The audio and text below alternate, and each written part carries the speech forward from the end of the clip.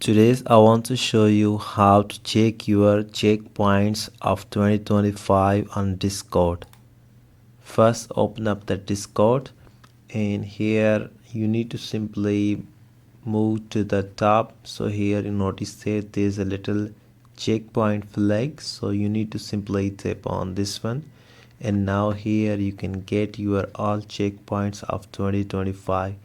So checkpoint, let's back to your 2025. So you notice that I have easily check out my all checkpoints, so you need to simply tap on next and next, and here you will find all your 2025 summary. So I want to just once again next and next. So I have reclaimed this, so you can notice that this is the gift that I have already claimed, and notice that here is my all checkpoint summaries. So this is my 2025 all summary. So now I can easily share this summary with my friends. So now I want to just search my friend name, and here I want to just send this.